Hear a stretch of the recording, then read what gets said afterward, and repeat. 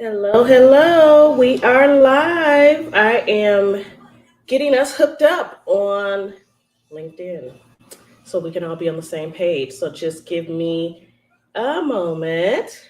Just checking connections and such. Come on in the room. Make sure that you have your good pen. Okay. You have your good pen ready, your good pen, your notepad, and that you are ready to dive in. We are back. I am Dr. Shanae of SP Consulting Group, and we're going to be continuing. This is our second Brunch and Learn of 2023. So I am super excited that we get to be here together.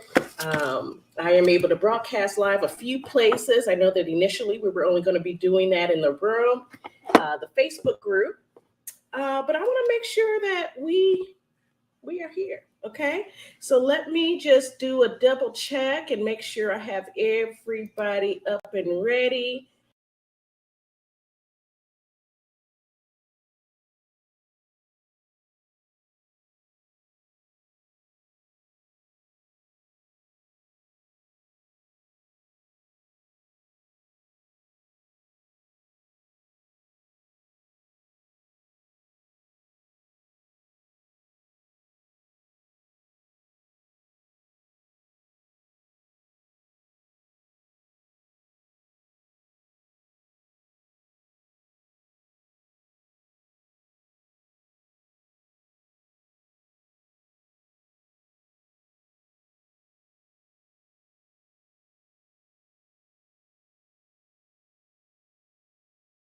In a point to focus on leading by example. The only way that we can lead by example is by adding ourselves as the example, right? Right? Like, how can you lead by example if you don't have your stuff together? And when I say having your stuff together, it's not about, oh, you have to be perfect and everything has to be going some perfect way. It's really just about getting yourself in position to realize what you need, mind, body, spirit, and pulling that all together. So, just a quick little update. When it comes down to leading self, for instance, yesterday I was running around. And I mean running around because I literally was super tired by the time everything ended.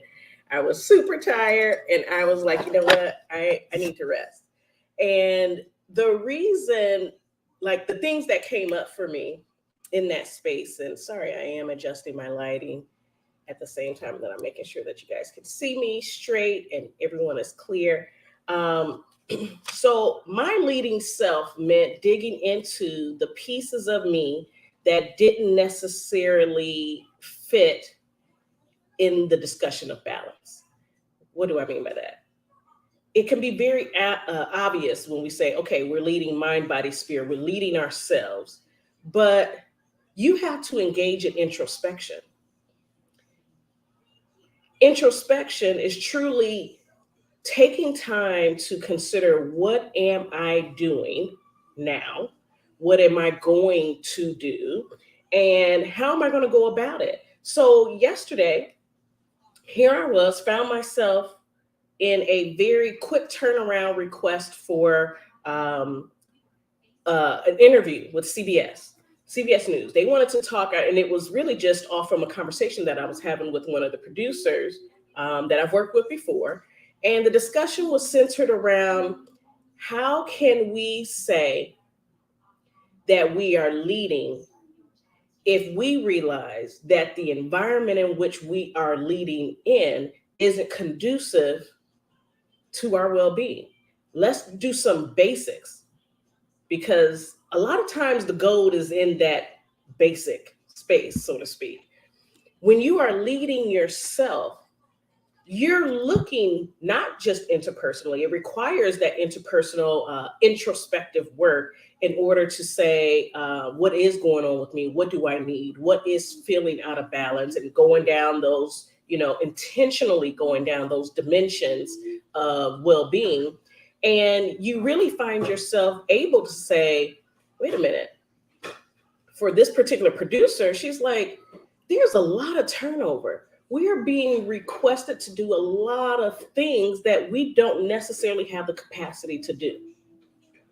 My question for you in the space of leading yourself first is, when you are leading yourself first, how do you make sure that you are well and the environment that you're in supports that well-being? Also, how can you set boundaries with yourself to know when and if it is just not, it's not looking good? So, leading self. Going to our point of reference, as I have always shared, our point of reference is the Maxwell Leadership Bible.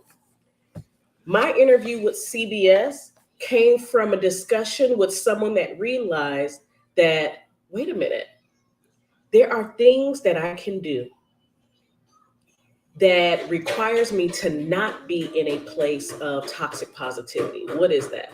Because that's what the interview was about. What is toxic positivity? Toxic positivity is in this place where we either uh, impose it on ourselves, or we actually perpetrate it, where we are pushing a narrative of not addressing the things that are of concern, not addressing the things that need to be resolved, not addressing the areas of ourselves that require attention. Again, what does that mean? That means we're not about to sit here and say that we are leading others if we aren't in a regular practice of addressing the elephant in our closet. We love to talk about the elephant in the room. Not that we do anything about it, but we also love to talk about what other people are doing that may be wrong or bad. And what we want to do is come away from that. Okay. We want to come from this place of saying, when it's all said and done, let's just focus on the positive. That's nice. Acknowledge, honor, celebrate the things that are positive that are going on in your life. But what about the areas that are needing improvement? Right? What about the areas that's needing improvement? And I didn't give an ultimate shout out, housekeeping. Shout out to everybody that is joining me today, maybe those that may end up joining this on a replay, but let us know where you're joining from and what scope of practice are you leading in? Is it in your home, in your community, in your business, in your workplace? Let us know so that we can continue to use this to evolve and make this brunch and learn very much in alignment and specific to some of the needs. And I'm hoping that everything that we explore today will still give you that very much authentic, straight to the point. Let's do this action steps. Okay. So when we're talking about leading ourselves, in the book of Nehemiah, and that's what we started to talk about last week during our brunch and learn. We were talking about Nehemiah, and we were talking about Nehemiah in the Bible, not necessarily being someone touted as this major leadership or leader figure. Okay. Not necessarily a need to explore a why to that. He just wasn't.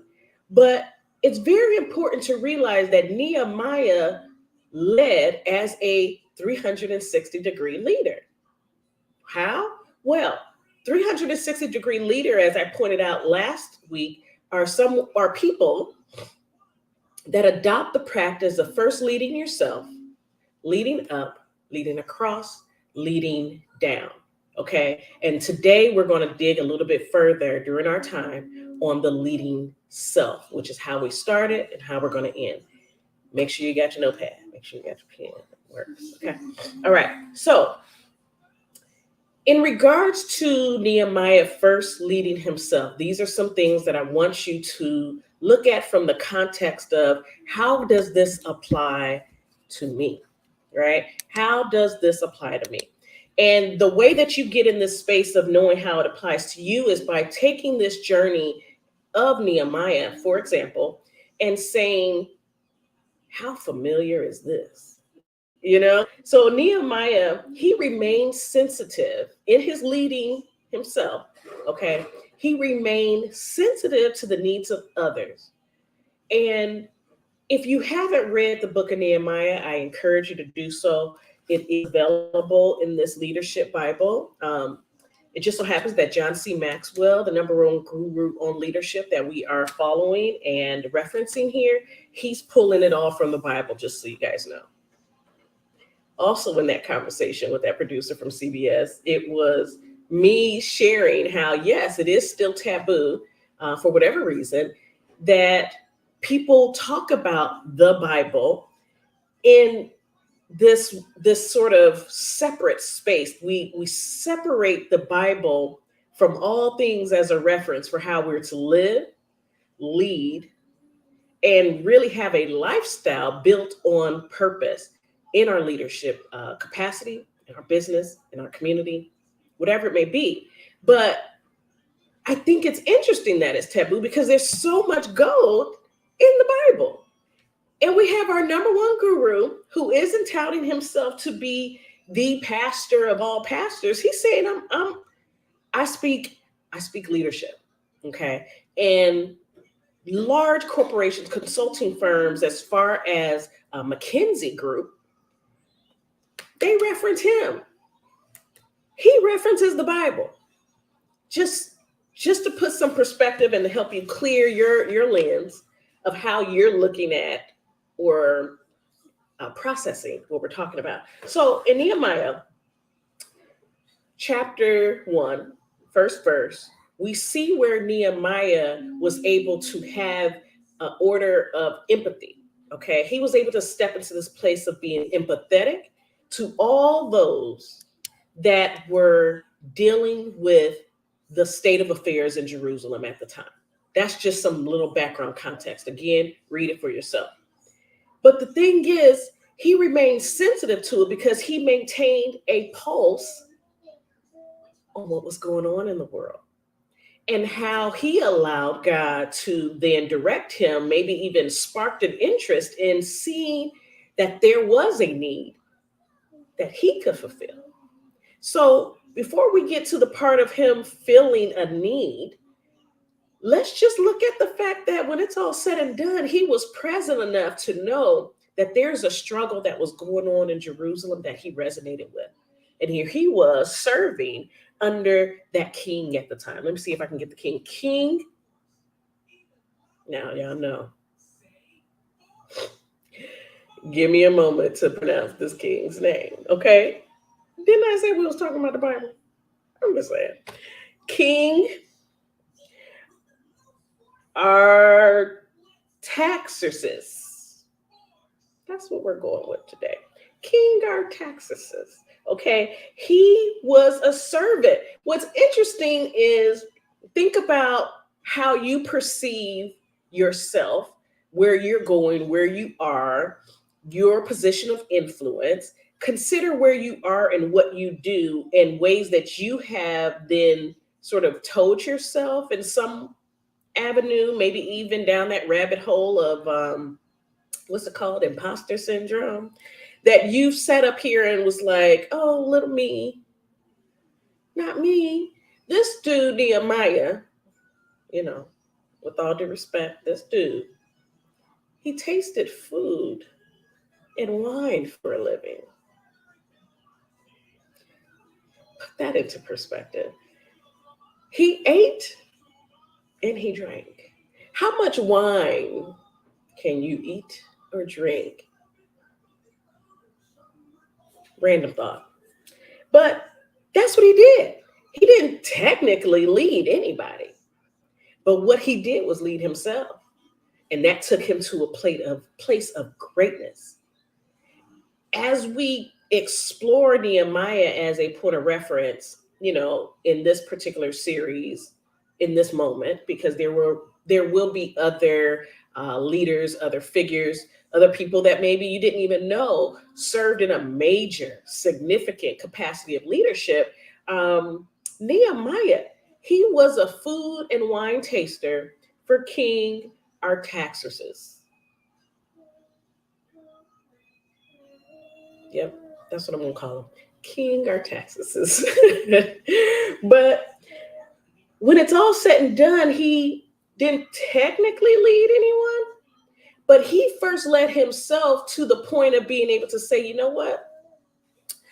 What's going on in Jerusalem just doesn't sit well with me. It doesn't. It doesn't sit well with me. And when it's all said and done, I need to do something about it. But first, before I do something about it, okay, so break that down. He first maintained a pulse on the things that were of concern for him. A lot of times we build up our basket of concern or our briefcase of concerns and we don't do anything about it. But he maintained a pulse on it. And in that maintenance and in that space of the pulse that he maintained, he said, you know what, God, this has been bothering me for a good while. What should I do? He started with I. He didn't go to the point of, oh, what they're going to do about it. Let me just sit back and watch and see what happens. No, no, no. He got into this space of, wow, first of all, this is pulling on my heartstrings that these people are going through so much. And I want to know how I can help. But before I jump in and try to put up all this rah-rah about it, let me seek God. Let me do something more than just saying, yeah, that's messed up. That's what a lot of us are doing, whether we believe it or not. If you are not able to see and to act upon things that are genuinely coming up as a concern for you, like, what are we doing? Like some of us are really looking for more. Okay. Those trips, those brunches with bottomless mimosas, they're not giving what they should have gave for more than a day. And for some of you, okay, a hangover thereafter. Okay. This isn't what we're talking about. We're talking about living a purpose-driven life where there's more to us than a 9 to 5, than a paycheck, than my bills getting paid, or yeah, I got that trip, or I got them, whatever is the next best thing according to social media that I got. I'm able to take pics and put them on IG. Like, let's be for real. How are you as an individual? And I hope that you're asking yourself, how are you as an individual creating waves and vibrations in the world? How are you showing up to be big versus just being an onlooker? Being an onlooker that's just like, must be nice. We haven't yet gotten to a place where we realize where everything that's meant for us is truly for us, and it requires us. I can finish that statement. It requires us to ... But first of all, it requires us. It requires us.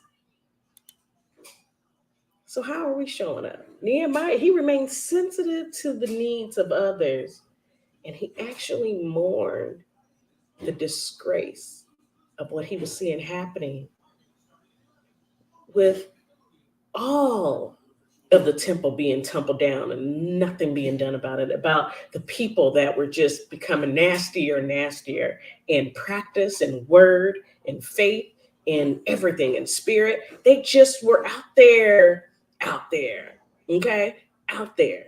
And he's like, this is not the Jerusalem that I know. I talk with people, not even talking in a space of a faith or spirituality. I just know people that are just like, people aren't peopling like they used to.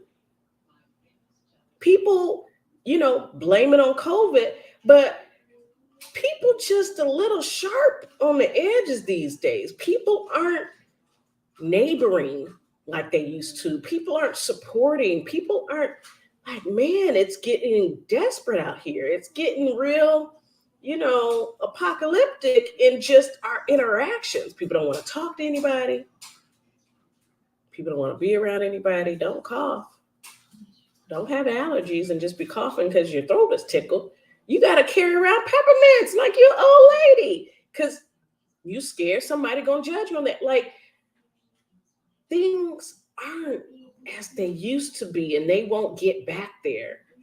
But when we're talking about leading, as we are seeing examples set forth in the Bible, and again, for those that feel a little or uncomfortable for whatever reason of referencing the Bible, because then you get all churchy and you're not even in the church, but you're getting churchy. And when I say that, I'm talking about people that's overly religious, even the people that aren't religious, that's getting annoyed with the religiosity. It's just a lot of fluff for no reason, when the truth is, if you are leading according to the Bible, you're stepping into that space of servant leadership. John C. Maxwell, the number one guru on leadership, is telling you there's something to this. And let me tell you again, I'm not just talking out the side of my neck. John C. Maxwell, number one leadership guru, got an award, still getting awards, but the award that I'm talking about got an award back in 2019 for being the number one guru with over 78 something number one bestsellers.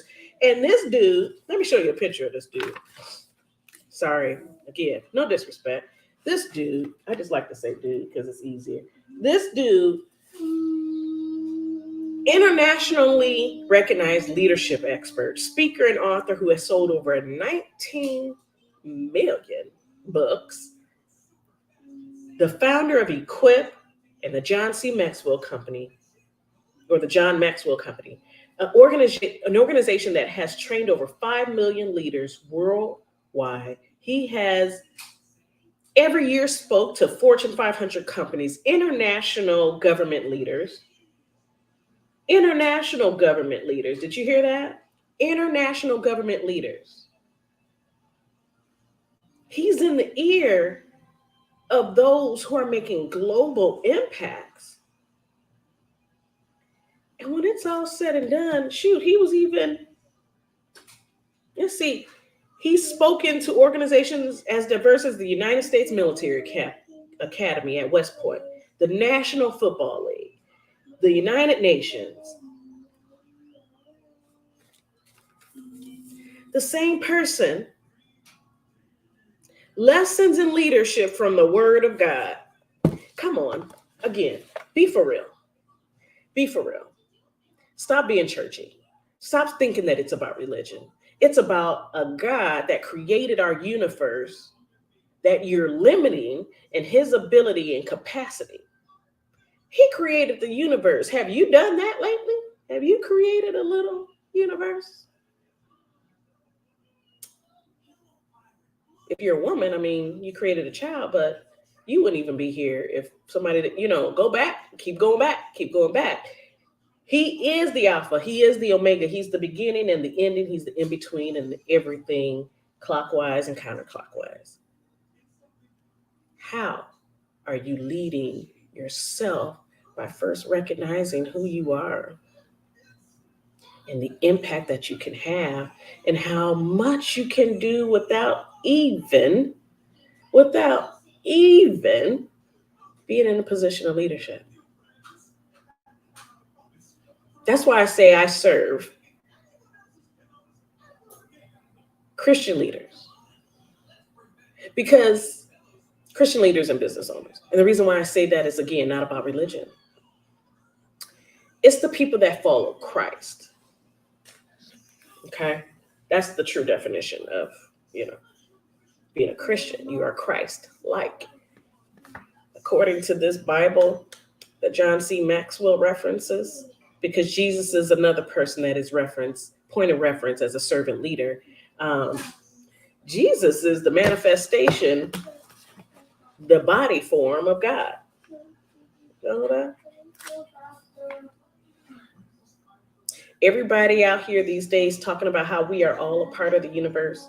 People have said many times from a chemistry point of view of how the main particles that makes up or that have been found common in the cosmos and the universe, as people like to reference, are the same things that are the main things that compose us in our physical bodies. And so if you go to some people that explore definitions of what's the difference between our bodies, our souls, our spirits, it's like I heard a speaker once say that an ocean, putting it into perspective, the ocean